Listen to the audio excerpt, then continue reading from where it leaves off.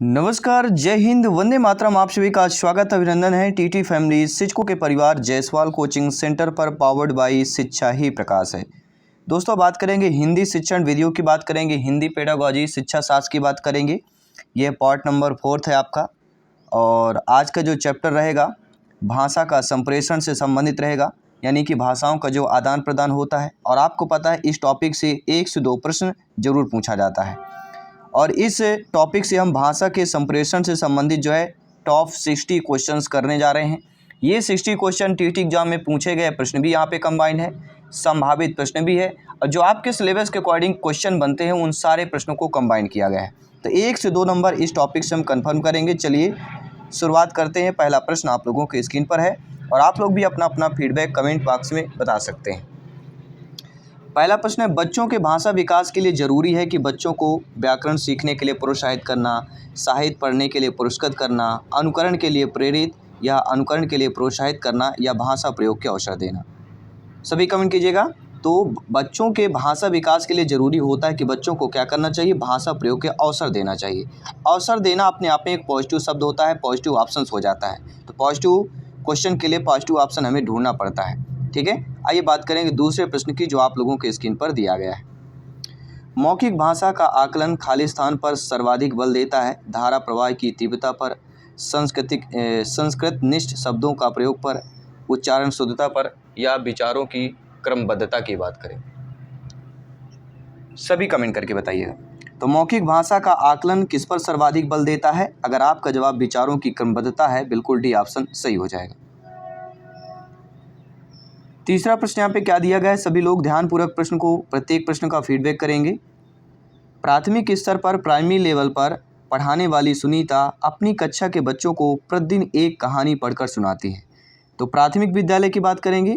एक शिक्षिका हैं जिनका नाम सुनीता है, वह अपनी कक्षा के बच्चों को प्रतिदिन एक कहानी पढ़कर सुनाती हैं, डेली उस पर चर्चा भी करती हैं। तो आप इस कक्षा के बारे में क्या कहेंगे? सभी बताइएगा। कि पढ़ने और मौखिक अभिव्यक्ति का विकास हो रहा है, बिल्कुल सही बात है। पढ़ने के साथ साथ मौखिक अभिव्यक्ति का विकास हो रहा है, पहला ही ऑप्शन यहाँ पे सही हो जाएगा।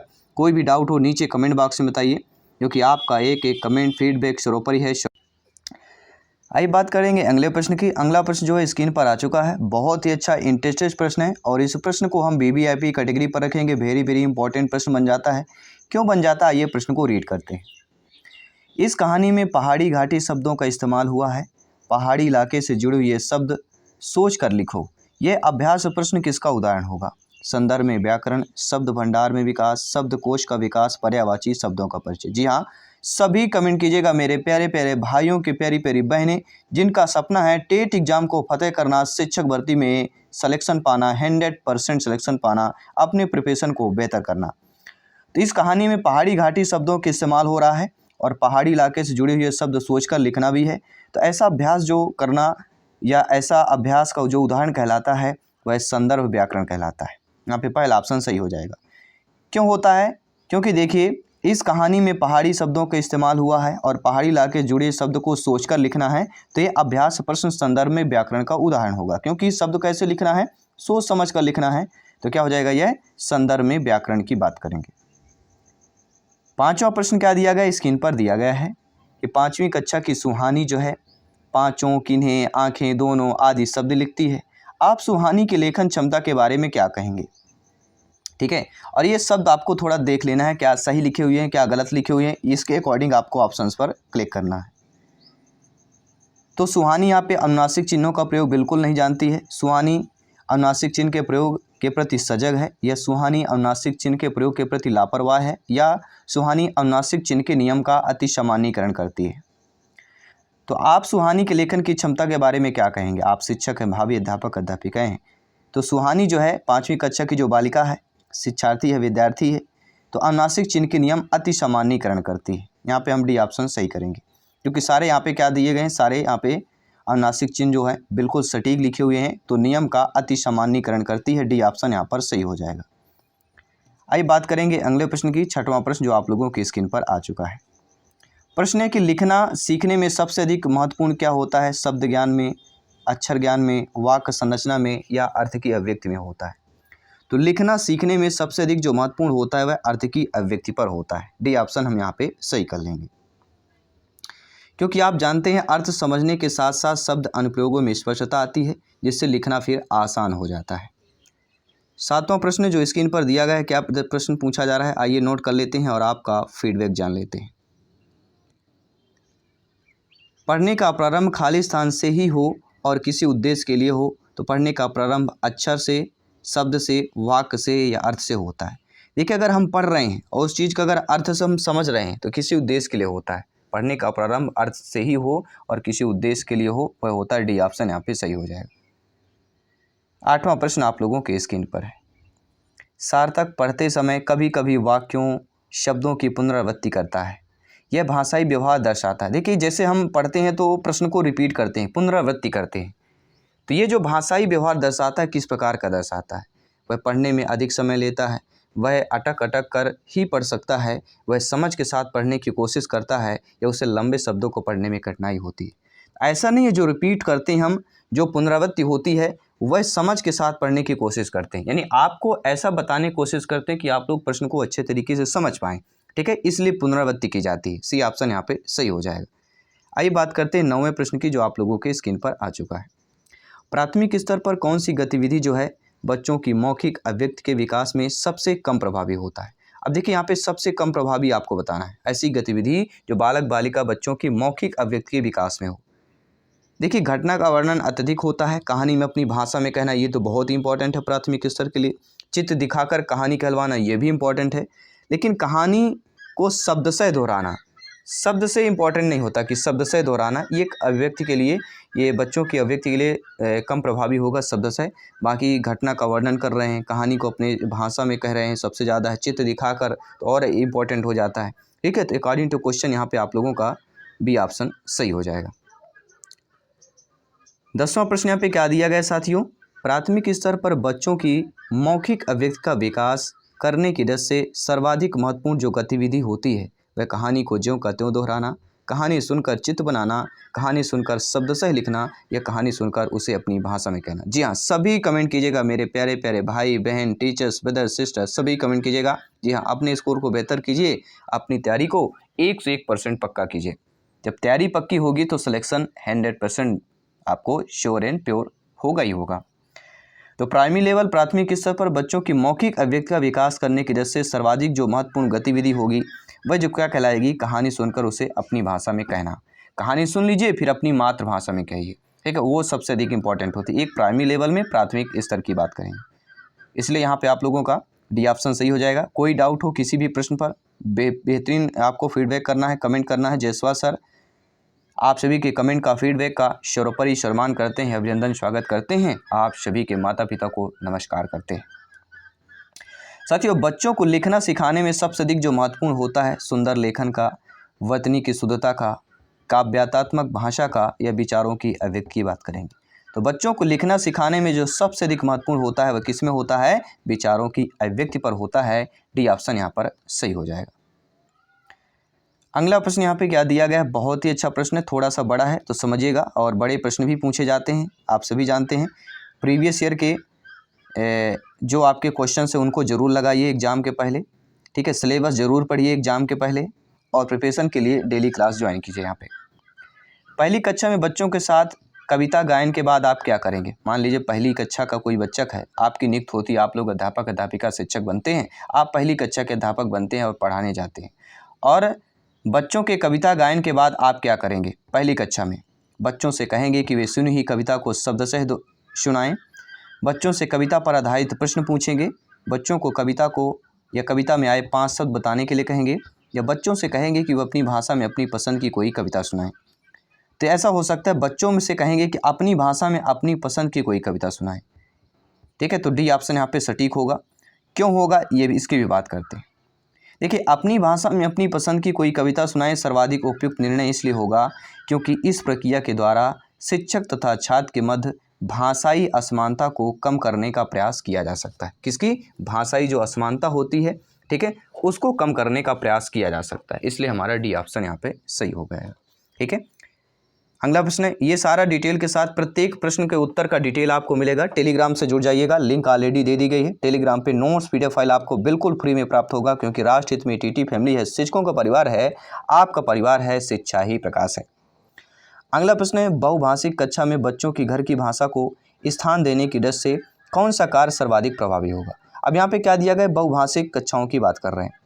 तो बहुभाषिक कक्षा में बच्चों की घर की भाषा को स्थान देने की दृष्टि से कौन सा कार्य सर्वाधिक प्रभावी होगा। हिंदी भाषा के शब्दों को अपनी भाषा में कहो, हिंदी भाषा के शब्दों को अपनी भाषा में लिखो, हिंदी भाषा में सुनी कहानी को अपनी भाषा में कहो, या अपनी भाषा को अपनी पसंद का कोई गीत सुनाओ। अब देखिए यहाँ पे बहुभाषिक कक्षा में बच्चों की घर की भाषा को स्थान देने की दृष्टि से जो ऑप्शन सही होगा कि अपनी भाषा में अपनी पसंद का कोई गीत सुनाओ। अपनी भाषा और अपनी पसंद, ये इंपॉर्टेंट हो जाएगा, ठीक है, क्योंकि अपनापन लगा होता है, ठीक है। चलिए डी ऑप्शन के यहाँ पे सही कर लीजिएगा। आइए बात करते हैं अगले प्रश्न की। अगला प्रश्न है 14 नंबर प्रश्न। क्या पूछा जा रहा है, प्यारा सा प्रश्न है, इंपॉर्टेंट प्रश्न है, ध्यानपूर्वक फीडबैक कीजिएगा। जो कहते हैं ना, देखन में छोटन लगे घाव करे अति गंभीर, ये आपने शायद कहावत पढ़ी होगी। तो छोटा प्रश्न होता है, घाव बड़ा ही करता है, इंपॉर्टेंट होता है, ठीक है। भाषा का अति महत्वपूर्ण जो प्रकार होता है, अक्षर ज्ञान होता है, संप्रेषण होता है, सुनना होता है, लेखन होता है, सभी बताइएगा। तो भाषा का अति महत्वपूर्ण जो प्रकार कहलाता है वह संप्रेषण ही कहलाता है, और भाषा का संप्रेषण का आज चैप्टर ही हमारा चल रहा है। टोटल टॉप 60 क्वेश्चंस करने जा रहे हैं, क्योंकि संप्रेषण भाषा का अति महत्वपूर्ण प्रकार होता है। संदेश में सूचना का समुचित प्रसारण ही संप्रेषण की सफलता है। संप्रेषण के अंतर्गत भाषा के प्रसार में सहायता मिलती है। संप्रेषण के विभिन्न माध्यमों जैसे रेडियो, समाचार पत्र, पत्रिका, इंटरनेट आदि से भाषा की प्रसार क्षमता जो है वर्धित की जा सकती है। तो संप्रेषण के माध्यम कौन कौन होते हैं, रेडियो, समाचार पत्र, पत्रिकाएं और इंटरनेट, ये भी ध्यान देना है। संप्रेषण के ये सारे माध्यम कहला जाएंगे। यानी सूचना का आदान प्रदान हम किससे करते हैं। मौखिक अभिव्यक्ति को आवश्यक है ग्रहणता के लिए, गतिशीलता के लिए, प्रभाव उत्पादकता के लिए, उच्चारण की शुद्धता के लिए, सभी बताइए। जी हाँ, मौखिक अभिव्यक्ति किसके लिए आवश्यक है, तो मौखिक अभिव्यक्ति उच्चारण की शुद्धता के लिए आवश्यक है। डी ऑप्शन सही हो जाएगा। भाई जब आप बोलेंगे तभी तो पता चल जाएगा कि आप जो बोल रहे हैं वह शुद्धता हो रही कि नहीं हो रही भाषा में, ठीक है। अगला प्रश्न है, बच्चे अपनी बोलचाल की भाषा का अनुभव समाज परिवार से प्राप्त करते हैं, विद्यालय से, थोड़ा बहुत रखते हैं, या उपरोक्त में से कोई नहीं। जी हाँ, सभी कमेंट कीजिएगा। तो बच्चे अपनी बोलचाल की भाषा का जो अनुभव है समाज परिवार से ही प्राप्त करते हैं, पहला ऑप्शन सही हो जाएगा, ठीक है। बच्चे, परिवार, समाज प्रथम पाठशाला माना जाता है। बच्चे का परिवार या समाज का होता है, बालक का प्रथम पाठशाला माना जाता है, क्योंकि सर्वप्रथम बच्चों को भाषा का ज्ञान परिवार और समाज से ही प्राप्त होता है। अगला प्रश्न आइए नोट कर लेते हैं। अगला प्रश्न स्क्रीन पर दिया गया है। प्रश्न क्या पूछा जा रहा है कि पढ़ने की संस्कृति के विकास के क्रम में खाली स्थान पठन को प्रोत्साहित किए जाने की आवश्यकता है। सस्वर, व्यक्तित्व, मौन या सामूहिक की बात करेंगे। तो पढ़ने की संस्कृति के विकास के क्रम में पठन को प्रोत्साहित किए जाने की जो आवश्यकता कहलाती है वह आपका कौन सा कहलाएगा, व्यक्तित्व की बात करेंगे।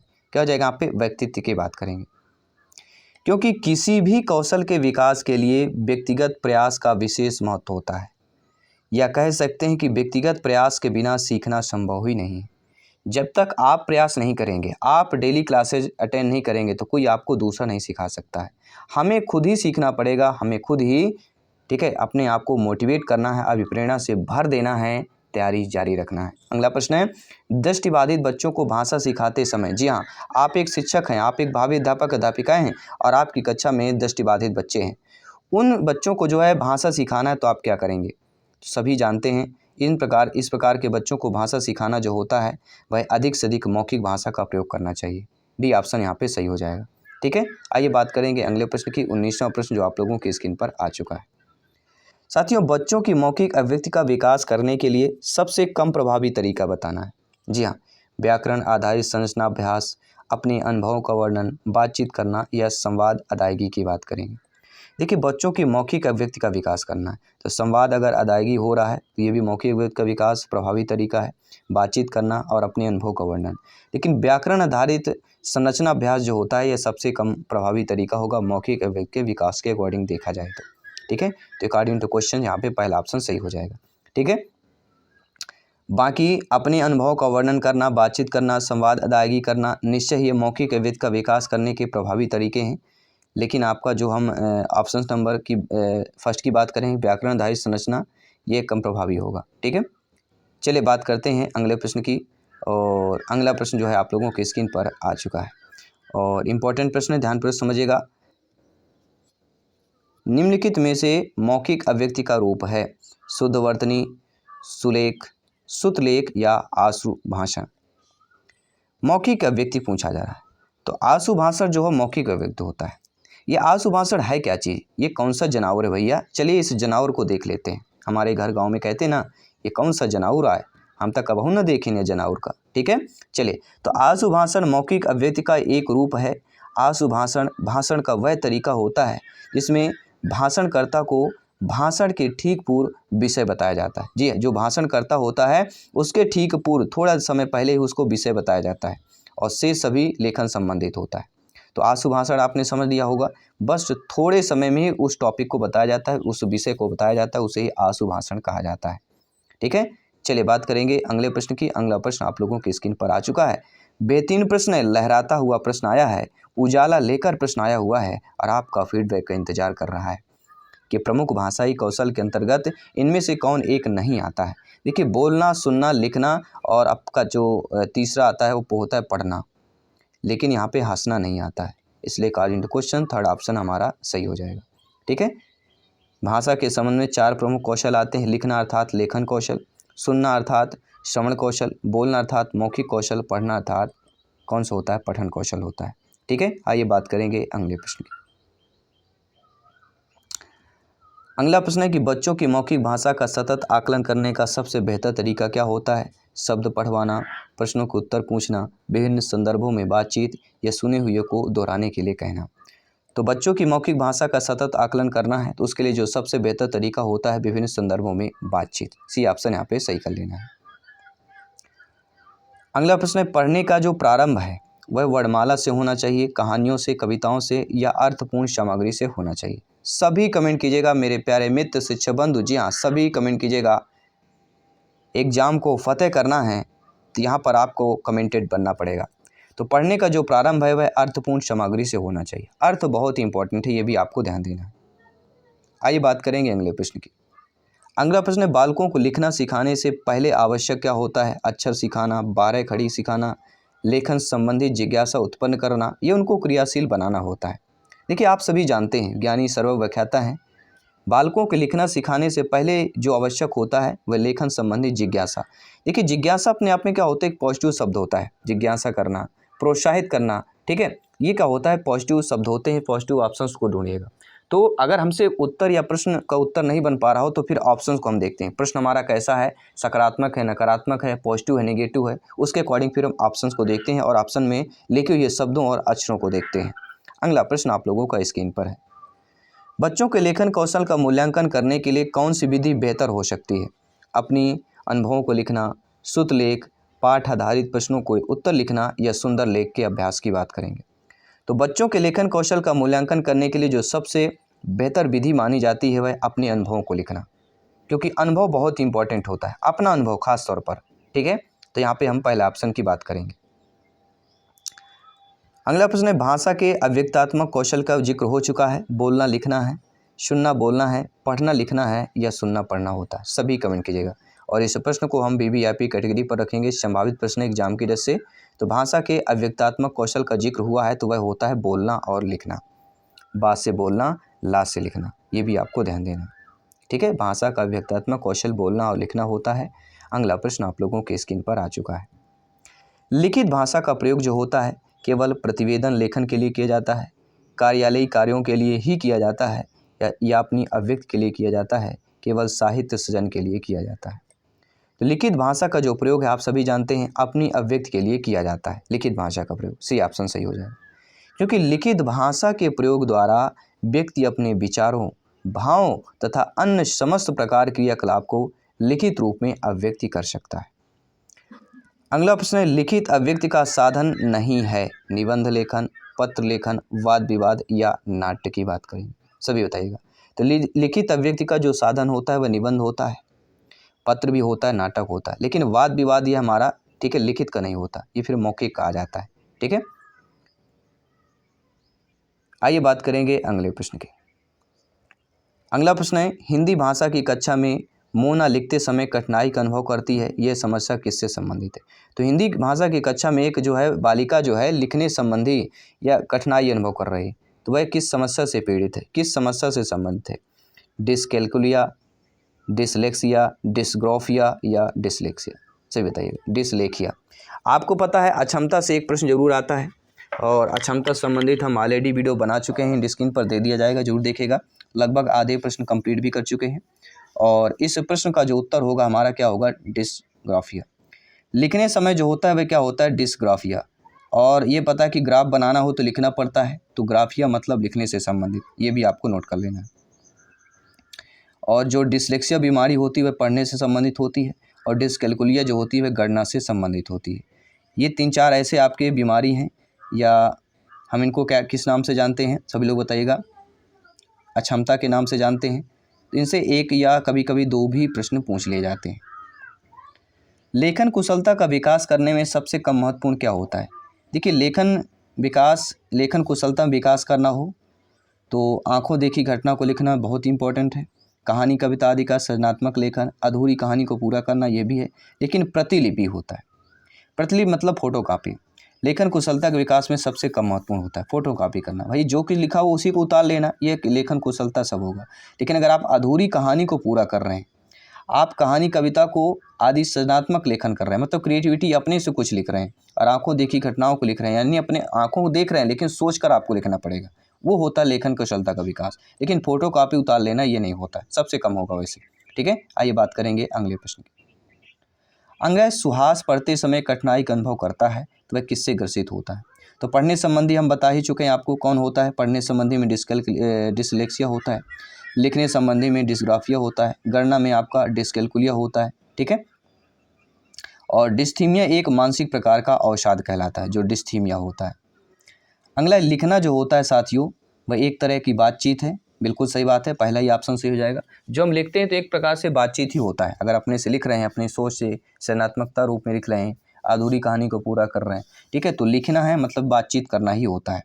जब आप बातचीत करेंगे उस टॉपिक पर तभी आप लिख पाएंगे। चॉम्स्की मतानुसारम, हिंदी में और संस्कृत में चॉम्स्की के सिद्धांत से एक प्रश्न जरूर आता है, चाहे हम हिंदी भाषा की बात करें चाहे संस्कृत भाषा की बात करें, भाषा में चॉम्स्की का जिक्र जरूर होता है। तो चॉम्स्की के अनुसार जो है भाषिक क्षमता जो है विद्यालय से प्राप्त होती है, भाषा अनुकरण से ही सीखी जाती है, भाषा सीखने में समाज का स्थान सर्वोपरि होता है, ये भाषिक क्षमता जन्मजात होती है। तो चॉम्स्की के अनुसार जो है जो भाषिक क्षमता होती है वह जन्मजात होती है। डी ऑप्शन को हम यहाँ पे सही कर लें। आइए बात करते हैं अगले प्रश्न की। अगला प्रश्न जो स्क्रीन पर है बहुत ही इंटरेस्टेड प्रश्न है, और इस प्रश्न का अगर आपने जवाब दे दिया, फीडबैक दे दिया, मतलब आपकी तैयारी बिल्कुल लाजवाब चल रही है। साथियों, प्राथमिक स्तर की कक्षा के संदर्भ में नीचे दी गई किस स्थिति में वास्तव में लेखन हो रहा है? श्याम पढ़ पर लिखे हुए को समझकर लिख रहे हैं, 2-2 समूह में चर्चा करने के बाद विद्यार्थी अपनी अपनी पुस्तिका में लिख रहे हैं, पाठ पुस्तक के देखकर बोल बोल कर लिख रहे हैं, या हम बात करेंगे पाठ पुस्तक से पढ़कर याद करके लिख रहे हैं। सभी बताइए कौन सा ऑप्शन सही होगा।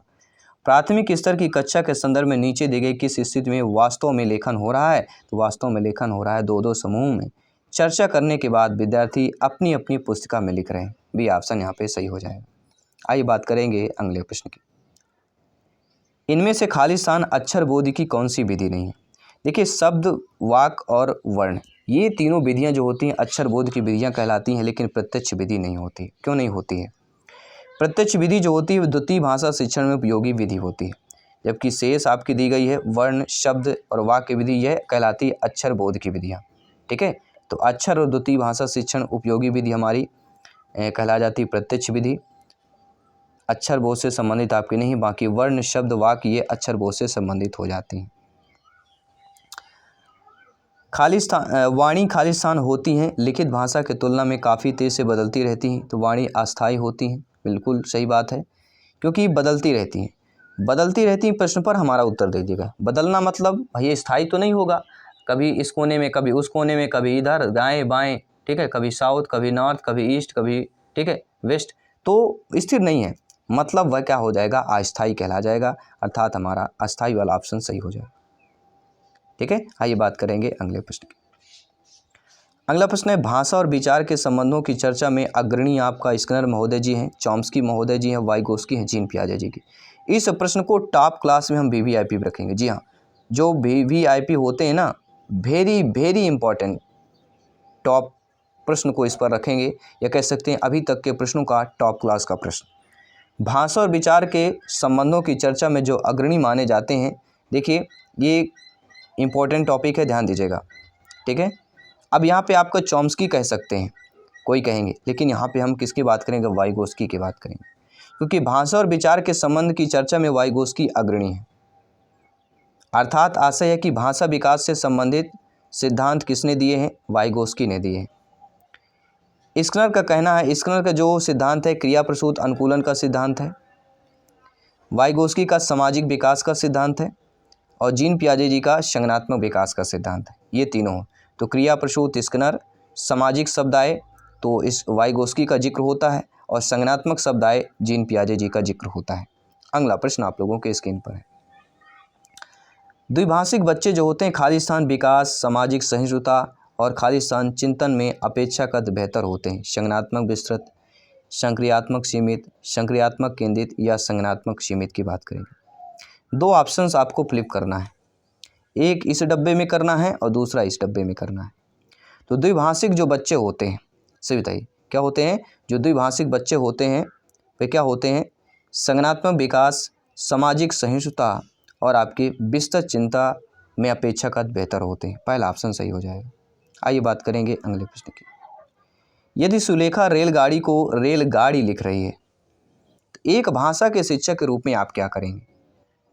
चार ऑप्शंस आप लोगों के स्क्रीन पर दिए गए। भाषा के शिक्षक हैं तो आपको क्या करना चाहिए, आपको उसकी कॉपी पर रेलगाड़ी शब्द लिखेंगे और सुलेखा से पूछेंगे कि लिखे हुए दोनों शब्दों में क्या अंतर है, और उसे अपना शब्द स्वयं ठीक करने के लिए कहेंगे। बी ऑप्शन सटीक हो जाए, ठीक है। प्यार से समझाना है बच्चों को अच्छे तरीके से, क्योंकि प्यार की भाषा बच्चे अक्सर समझते हैं, क्योंकि आप सभी जानते हैं बच्चे, हम सबके बच्चे मन के सच्चे होते हैं, ठीक है। अगला प्रश्न स्क्रीन पर है, हमारे आसपास ऐसा कौन सा फूल है जिनकी बहुत तेज महक है। फूलों के नाम अपनी भाषा में लिखो। हिंदी भाषा के इन अभ्यासों का क्या उद्देश्य होता है।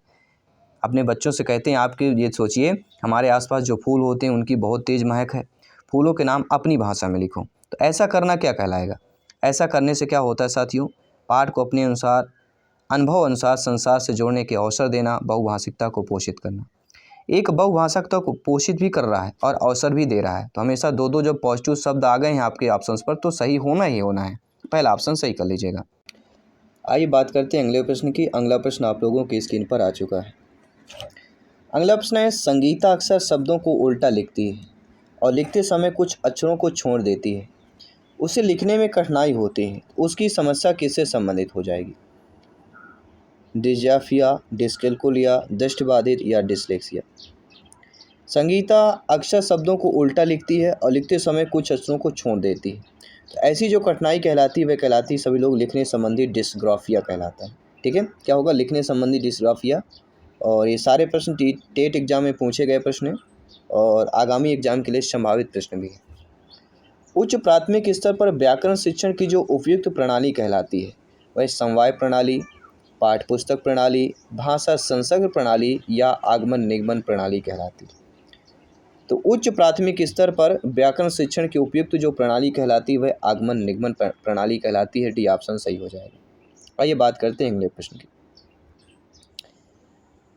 पहले बच्चों के लिए लिपिबद्ध और उनसे जो जुड़ी ध्वनियाँ होती हैं निरर्थक होती हैं, सार्थक होती हैं, मूर्त होती हैं या अमूर्त होती हैं। सभी कमेंट कीजिएगा। जी हाँ साथियों, प्रत्येक भाई बहन, टीचर्स, ब्रदर सिस्टर सभी कमेंट कीजिएगा। सभी मित्रों को जय हिंद, वंदे मातरम, इंकलाब जिंदाबाद। एनर्जी बरकरार है, सिलेक्शन का रास्ता बरकरार है, प्रिपरेशन बरकरार है, अभ्यास सर्वोपरि है। तो पहले बच्चों के लिए लिपिबद्ध और उनसे जुड़ी जो ध्वनियाँ कहलाती हैं वह निरर्थक होती हैं। क्यों होती हैं, देखिए सर्वप्रथम बच्चों के लिए लिपिबद्ध और उनसे जुड़ी ध्वनियाँ निरर्थक होती हैं क्योंकि सर्वप्रथम बच्चों को भाषा सिखाने के लिए उन्हें वर्णमाला, स्वर एवं व्यंजन का ज्ञान कराना चाहिए। इसके बाद लिपि का ज्ञान और उच्चारण का ज्ञान होना चाहिए, इसलिए यहाँ पे निरर्थक की बात करेंगे।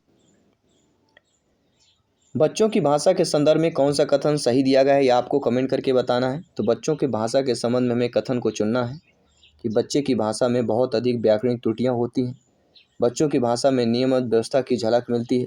बच्चों की भाषा तार शैली में होती रहती है। बच्चों की भाषा को सुधारने के लिए दंड और पुरस्कार आवश्यक है। तो साथियों, बच्चों के संदर्भ में कौन सा कथन सही दिया गया है? बच्चों की भाषा में बहुत अधिक व्याकरणिक त्रुटियां होती हैं। बिल्कुल सही बात है, पहला ऑप्शन हो जाएगा। ठीक है, आइए बात करेंगे अगले प्रश्न की। बच्चे विद्यालय आने से पहले क्या होते हैं? सभी जानते हैं, बच्चे विद्यालय आने से पहले क्या होते हैं? भाषा नहीं जानते हैं, अपनी भाषा का व्याकरण जानते हैं, वर्णमाला जानते हैं, भाषा के सभी कौशलों के पारंगत होते हैं। तो पहला ऑप्शन सही हो जाएगा। क्यों होगा? कि बच्चे विद्यालय आने से पहले भाषा इसलिए नहीं जानते हैं क्योंकि वो केवल भाषा केवल बोलते हैं, लेकिन उसका व्याकरणिक ज्ञान उनको नहीं होता है। और बच्चों को विद्यालय में वर्णमाला तथा भाषा का व्याकरण सिखाया जाता है और उच्चारण का पूर्ण ज्ञान कराया जाता है। उसके बाद ही बच्चे भाषा के सभी कौशलों से पारंगत होते हैं। इसलिए आप लोग समझ गए होंगे। सुरभि अक्सर अंगा वाले शब्दों को गलत तरीके से उच्चारित करती है, तो आप क्या करेंगे? यानी ऐसे कुछ शब्द होते हैं, अंगा, अड़ा, अइया, ऐसे शब्दों क्या कर रही है? सुरभि एक बालिका है जो क्या कर रही है? गलत तरीके से उच्चारित कर रही है। तो गलत तरीके से उच्चारित कर रही है, अर्थात उसे ई वाले शब्दों की सूचना पढ़ने एवं बोलकर अभ्यास कराना चाहिए। अंगा वाले, ठीक है। तो यदि कोई बच्चा विशेष वर्ण वाले शब्दों को उच्चारण गलत तरीके से करता है तो उस समस्या से निवारण हेतु दो चरण होते हैं। पहला, ऐसे शब्दों का शुद्ध उच्चारण बच्चा सुने, या दूसरा, ज्यों का त्यों दोहराकर अधिकम या अधिकतम प्रयास करे। तो इस आशय की अधिकतम पूर्ति हमारी हो रही है, उसे अंगा वाले शब्दों की सूचना से पढ़ने एवं बोलकर अभ्यास कराना चाहिए। तो यहाँ पे जो अंगा होगा, अंगा नहीं है, ठीक है। तो अंगा, क्योंकि अंगा शब्द का दे दिया गया तो अंगा ही शब्द की बात होगी। डी ऑप्शन यहाँ पे सही कर लीजिएगा। अगला प्रश्न है, प्राथमिक स्तर पर पढ़ने की क्षमता का आकलन करने की दृष्टि से सबसे अधिक महत्वपूर्ण क्या होता है? पढ़ने में प्रवाह, विराम चिन्हों का ज्ञान, अर्थ का निर्माण या वर्णों की पहचान होती है। तो प्राथमिक स्तर पर प्राइमरी लेवल पर पढ़ने संबंधी क्षमता का आकलन करने की दृष्टि से देखा जाए सबसे अधिक महत्वपूर्ण जो होता है वह होता है अर्थ का निर्माण। सी ऑप्शन यहाँ पे सही हो जाएगा। ठीक है, चलिए आइए बात करते हैं अगले प्रश्न की। अगला प्रश्न है 48 नंबर प्रश्न है, आप लोगों की स्क्रीन पर आ चुका है। और प्रश्न क्या पूछा जा रहा है? बहुत इंपॉर्टेंट प्रश्न है, ध्यानपूर्वक आप लोगों को फीडबैक करना है। ठीक है, चलिए प्रश्न आ चुका है। व्याकरण शिक्षण की आगमन विधि की विशेषता बताना है। क्या यहाँ पे पूछा जा रहा है? आगमन विधि की विशेषता आपको बताना है व्याकरण शिक्षण की। तो सभी को पता है आगमन विधि में उदाहरण की बात जिक्र होता है तो पहले उदाहरण प्रस्तुत करना ही होता है। अगर निगमन होता तो पहले नियम बताना। ठीक है, तो दोनों अपने आप में अपोजिट है, अपने आप में विलोम है, दोनों को समझ लेना है और बेहतरीन फीडबैक करना है। आइए बात करते हैं अगले प्रश्न की। अगला प्रश्न 49 नंबर प्रश्न है जो आप लोगों के स्क्रीन पर आ चुका है। साथियों, एक समावेशी कक्षा में कौन सा कथन जो है भाषा शिक्षण के सिद्धांतों के प्रतिकूल होगा? वह होगा व्याकरण के नियम सिखाने से बच्चों का भाषा विकास शीघ्रता से होता है। समावेशी कक्षा की बात करें, डी ऑप्शन सही हो जाएगा। अगला प्रश्न दिया गया है कि एक बहुसांस्कृतिक कक्षा में आप एक भाषा के शिक्षक रूप में किस बात को अधिक महत्व देंगे? पाठ पुस्तक के प्रत्येक पाठ को भली भांति समझ आना, बच्चों को व्याकरण सिखाना, स्वयं शुद्ध भाषा का प्रयोग, या बच्चों को भाषा प्रयोग के अधिक से अधिक अवसर देना।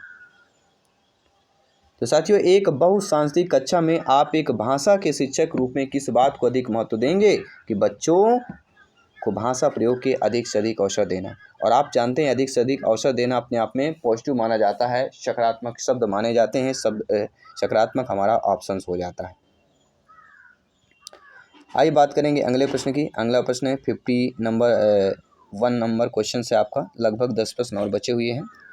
भाषा के व्याकरण की समझ को क्या कहा जाता है? केवल वस्तुनिष्ठ प्रश्नों के माध्यम से आंका जाना चाहिए, केवल लघुत्तर प्रश्नों के माध्यम से आंका जाना चाहिए, निबंधात्मक प्रश्नों के माध्यम से आंकना चाहिए, या संदर्भ परक प्रश्नों के माध्यम से आंकना चाहिए? आप सभी बताइए, मेरे सभी प्यारे मित्र, सभी शिक्षक बंधु, आप लोग। तो भाषा के व्याकरण की समझ को जो है किससे मापना चाहिए? तो संदर्भ परक प्रश्नों के माध्यम से आंकना चाहिए। यहाँ पे आप लोगों का डी ऑप्शन सही हो जाए। क्योंकि देखिए, संदर्भ परक प्रश्नों के माध्यम से आकलन करने से क्या होता है? व्याकरण की समझ होती है, जबकि लघुत्तर, वस्तुनिष्ठ और संदर्भ परक प्रश्नों के माध्यम से नहीं होता है। अगला प्रश्न है, ये भी प्रश्न हम BBIP के टॉप क्लास में रखेंगे। इंपॉर्टेंट प्रश्न है, ध्यानपूर्वक समझिएगा। व्याकरण शिक्षण के लिए उपयुक्त क्या नहीं होता है? तो आगमन प्रणाली, निगमन, ये तो दोनों उपयुक्त है। साथ ही साथ आपकी अव्यकृत प्रणाली भी उपयुक्त होती है, कक्षा अभिनय प्रणाली नहीं होती। क्यों नहीं होती? क्योंकि कक्षा अभिनय प्रणाली जो होती है वह व्याकरण शिक्षण के लिए नहीं मानी जाती।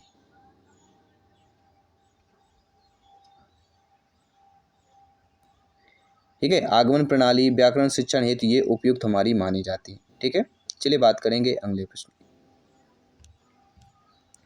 राधिका अक्सर लड़का को लका कमाई होने लगी को कमाई होगी लिखना जैसी गलतियां कर बैठती है। तो किस ओर संकेत करता है कि राधिका ध्यान से नहीं लिखती है, राधिका के लेखन स्तर में सुधार की आवश्यकता है, राधिका को मात्राओं का ज्ञान नहीं है, या राधिका के विचारों की तेज गति है और उसकी लेखन चल नहीं पाती है।